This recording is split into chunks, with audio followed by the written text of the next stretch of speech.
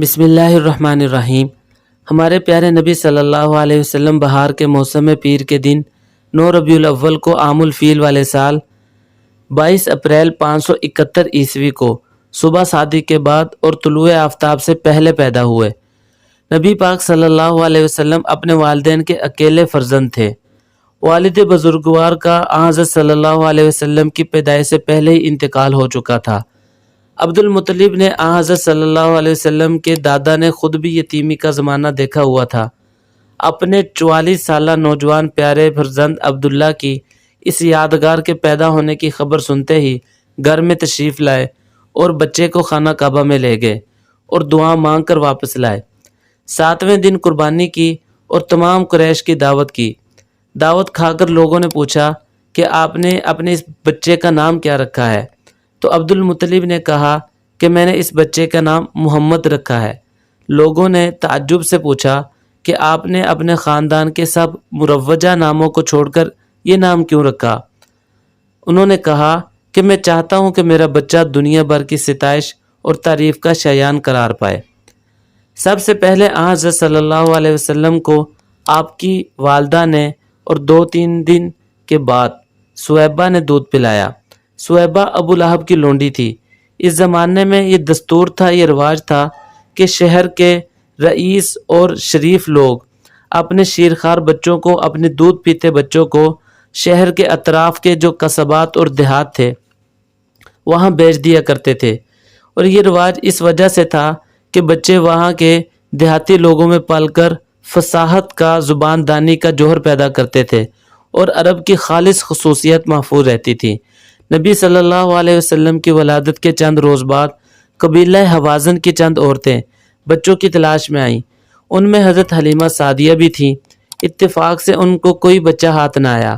نبی پاک صلی اللہ علیہ وسلم کی والدہ نے ان کو مقرر کرنا چاہا تو ان کو خیال آیا کہ یتیم بچے کو لے کر میں کیا کروں گی، لیکن خالی ہاتھ بھی نہیں جا سکتی تھی۔ اس لیے حضرت آمنہ کی درخواست قبول کی اور نبی پاک صلی اللہ علیہ وسلم کو لے کر گئیں۔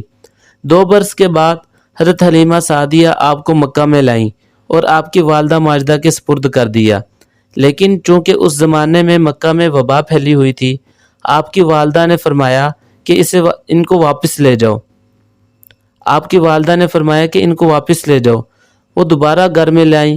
حضرت حلیمہ کے ساتھ حضرت صلی اللہ علیہ وسلم کو بے انتہا محبت ہو گئی تھی۔ حضرت حلیمہ کے شوہر یعنی حضرت صلی اللہ علیہ وسلم کے رضائی باپ کا نام حارث بن عبد العزیٰ ہے۔ وہ حضرت صلی اللہ علیہ وسلم کی بعثت کے بعد مکہ میں آئے اور اسلام بھی قبول کیا۔ حارث نبی پاک صلی اللہ علیہ وسلم کے پاس آئے اور یہ کہا کہ تم کیا کہتے ہو؟ آپ صلی اللہ علیہ وسلم نے فرمایا، ہاں وہ دن آئے گا، میں آپ کو دکھا دوں گا کہ میں سچ کہتا تھا۔ حارث مسلمان ہو گئے۔ حضرت صلی اللہ علیہ وسلم کی عمر مبارک جب 6 برس کی ہوئی تو آپ کی والدہ آپ کو لے کر مدینہ گئیں۔ چونکہ نبی پاک صلی اللہ علیہ وسلم کے دادا کا ننہال خاندان نجار میں تھا، وہی مدینہ میں ٹھہری۔ اس سفر میں ایمن بھی آپ کی والدہ کے ساتھ تھیں، جو نبی پاک صلی اللہ علیہ وسلم کی دائیاں تھی۔ 1 مہینہ تک مدینہ میں مقیم رہیں۔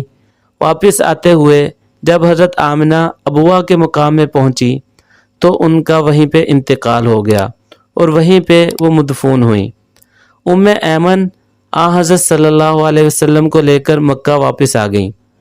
والدہ ماجدہ کے انتقال کے بعد عبد المطلب نے حضرت صلی اللہ علیہ وسلم کو اپنے دامن تربیت میں لے لیا، ہمیشہ آپ کو ساتھ رکھتے تھے۔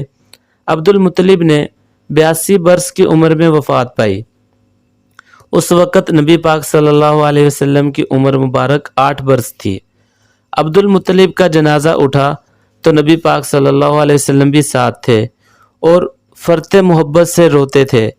عبد المطلب نے مرنے کے وقت اپنے بیٹے حضرت ابو طالب کو نبی پاک صلی اللہ علیہ وسلم کی تربیت سپرد کی۔ حضرت ابو طالب نے نبی پاک صلی اللہ علیہ وسلم سے اس قدر محبت رکھتے تھے کہ آپ کے مقابلے میں اپنے بچوں کی پرواہ نہیں کرتے تھے۔ سوتے وقت حضرت صلی اللہ علیہ وسلم کو ساتھ لے کر سوتے اور باہر جاتے تو ساتھ لے کر جاتے۔ غالباً جب آپ کی عمر 10-12 برس کی ہوئی تو آپ نے بکریاں بھی چرائی۔ یہ عالم کی غلہ بانی کا دیباچہ تھا۔ زمانہ رسالت میں آپ اس سادہ اور پر لطف مشغلہ کا ذکر فرمایا کرتے تھے۔ ایک دفعہ آپ صلی اللہ علیہ وسلم نے صحابہ کرام کے ساتھ جنگل میں تشریف لے گئے۔ صحابہ کرام بیریاں توڑ توڑ کر کھانے لگے۔ آپ صلی اللہ علیہ وسلم نے فرمایا، جو زیادہ سیاہ ہو جاتے ہیں وہ زیادہ مزے کے ہوتے ہیں۔ یہ میرا اس زمانے کا تجربہ ہے جب میں بچپن میں یہاں بکریاں چرایا کرتا تھا۔ ابو طالب تجارت کا کاروبار کرتے تھے اور قریش کا دستور تھا کہ سال میں ایک دفعہ تجارت کی غرض سے شام جایا کرتے تھے۔ نبی پاک صلی اللہ علیہ وسلم کی عمر تقریباً 12 برس کی ہوگی کہ حضرت ابو طالب نے حسب دستور شام کا ارادہ کیا۔ سفر کی تکلیف یا کسی اور وجہ سے وہ نبی پاک صلی اللہ علیہ وسلم کو ساتھ نہیں لے کے جانا چاہتے تھے، لیکن حضرت صلی اللہ علیہ وسلم کو اپنے چچا جناب ابو طالب سے اس قدر محبت تھی کہ جب جناب ابو طالب چلنے لگے تو آپ صلی اللہ علیہ وسلم ان سے لپٹ گئے۔ ابو طالب نے آپ صلی اللہ علیہ وسلم کی دل شکنی کو گوارا نہ کیا اور ان کو ساتھ لے لیا۔ عرب میں اسلام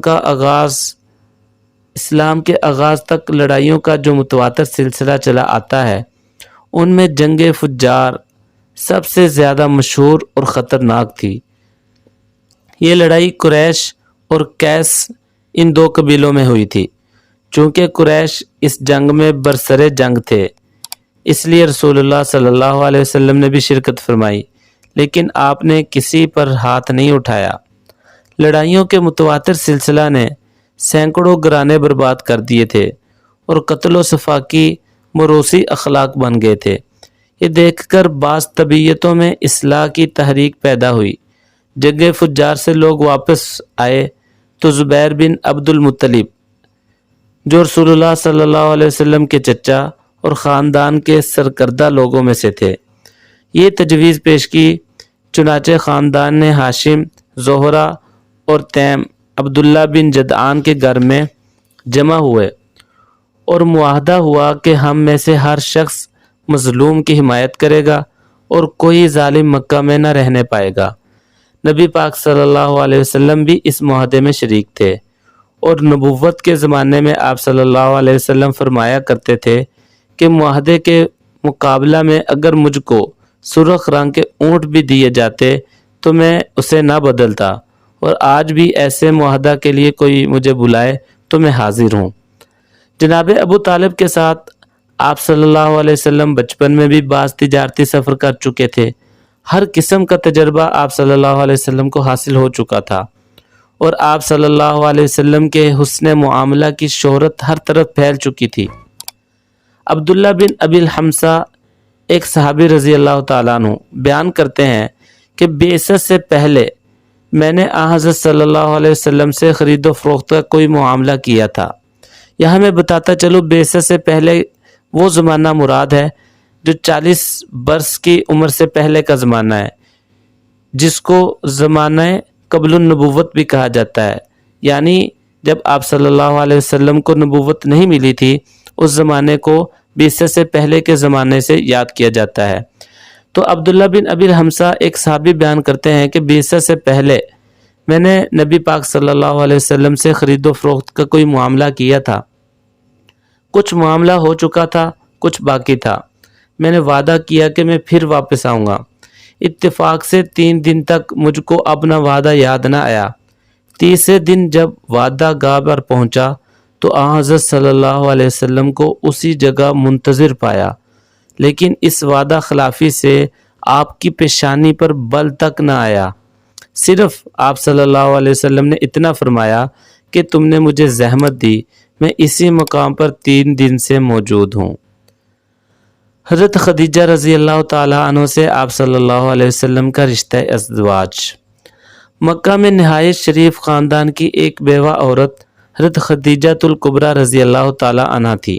وہ بہت مالدار تھیں، اپنا روپیہ پیسہ تجارت میں لگائے رکھتی تھی۔ انہوں نے حضرت صلی اللہ علیہ وسلم کی خوبیاں اور اوصاف سن کر آپ صلی اللہ علیہ وسلم کی سچائی، دیانتداری، سلیقہ شاعری کا حال معلوم کر کے خود درخواست کر دی کہ آپ صلی اللہ علیہ وسلم ان کے روپے سے تجارت کریں۔ حضرت صلی اللہ علیہ وسلم ان کا مال لے کر تجارت کو چلے گئے۔ اس تجارت میں بڑا نفع ہوا۔ اس سفر میں حضرت خدیجہ رضی اللہ تعالی عنہ کا ایک غلام میسرہ بھی تھا۔ اس نے حضرت صلی اللہ علیہ وسلم کی ان تمام خوبیوں اور بزرگیوں کا ذکر حضرت خدیجہ رضی اللہ تعالی عنہ کو سنایا جو سفر میں اس غلام نے خود دیکھی تھی۔ ان اوصاف کو سن کر حضرت خدیجہ رضی اللہ تعالی عنہ نے درخواست کر کے حضرت صلی اللہ علیہ وسلم سے نکاح کر لیا۔ حالانکہ حضرت خدیجہ رضی اللہ تعالی عنہ اس سے پہلے بڑے بڑے سرداروں کو درخواست نکاح رد کر چکی تھی، یعنی بڑے بڑے سرداروں کی نکاح کی درخواست جو ان کو آئی تھی اس کا انہوں نے صاف انکار کر دیا تھا۔ کعبہ کی تعمیر نو اور ایک بڑے فتنے کا سدباب۔ ان دنوں میں لوگوں کے دلوں پر نبی پاک صلی اللہ علیہ وسلم کی نیکی اور بزرگی کا اتنا اثر تھا کہ وہ حضرت صلی اللہ علیہ وسلم کو نام لے کر نہیں بلاتے تھے بلکہ الصادق یا امین کہہ کر پکارا کرتے تھے۔ نبی پاک صلی اللہ علیہ وسلم کی عمر مبارک 35 سال کی تھی جب قریش نے کعبہ کی عمارت کو، جس کی دیواریں سیلاب کے صدمہ سے پھٹ گئی تھیں، دوبارہ سے تعمیر کرنے کا ارادہ کیا۔ عمارت کے بنانے میں تو سب ہی شامل تھے، مگر جب حجر اسود کے قائم کرنے کا موقع آیا تو سخت اختلاف ہو گیا، کیونکہ ہر ایک یہی چاہتا تھا کہ یہ مبارک کام اسی کے ہاتھ سے سر انجام پائے۔ نوبت یہاں تک پہنچی کہ تلواریں کھنچ گئیں۔ عرب میں دستور تھا جب کوئی شخص جان دینے کی قسم کھاتا تھا تو پیالہ میں خون بھر کر اس میں انگلیاں ڈبو لیتا تھا۔ اس موقع پر بھی بعض دعوے داروں نے یہ 4 دن تک یہ جھگڑا برپا رہا۔ 5ویں دن ابو امیہ بن مغیرہ نے، جو قریش میں سب سے زیادہ معمر تھا، بڑی عمر کا تھا، اس نے رائے دی کہ کل صبح کو جو شخص سب سے پہلے حرم میں آئے وہی ثالث قرار دیا جائے، یعنی اسی کے فیصلے کو تسلیم کیا جائے گا۔ سب نے ابو امیہ بن مغیرہ کی اس رائے کو تسلیم کر لیا۔ اللہ کی قدرت اتفاقاً حضرت صلی اللہ علیہ وسلم سب سے پہلے تشریف لے آئے۔ حضرت صلی اللہ علیہ وسلم کو دیکھنا تھا کہ سب پکار اٹھے، حاذ الامین رضیناہ، امین آ گیا ہے، ہم اس کے فیصلے پر رضا مند ہیں۔ نبی پاک صلی اللہ علیہ وسلم نے اپنی زیرکی، اپنی سمجھداری اور معاملہ فہمی سے ایسی تدبیر کی، ایسا طریقہ اپنایا کہ سارے خوش ہو گئے۔ حضرت صلی اللہ علیہ وسلم نے ایک چادر بچھائی، اس پر پتھر اپنے دست مبارک سے رکھ دیا، پھر ہر ایک قبیلے کے سردار کو کہا کہ چادر کو پکڑ کر اٹھائیں، اسی طرح اس پتھر کو وہاں تک لائیں جہاں اس کو قائم کرنا تھا۔ حضرت صلی اللہ علیہ وسلم نے پھر اسے اپنے ہاتھ مبارک سے اٹھا کر کونے پر اور طواف کے سرے پر لگا دیا۔ نبی پاک صلی اللہ علیہ وسلم نے اپنی اس چھوٹی سی تدبیر سے ایک خونخوار جنگ کا انسداد کر دیا، اس جنگ سے لوگوں کو بچا لیا، ورنہ تو اس وقت یہ حال تھا کہ اہل عرب میں اپنے ریوڑ کو پانی پلانے، گھوڑوں کے دوڑانے، اشعار میں ایک قوم سے دوسری قوم کو اچھا بتانے جیسی چھوٹی چھوٹی سی باتوں پر ایسی جنگیں ہوتی تھیں کہ 20 برس تک ختم ہونے میں نہ آتی تھی۔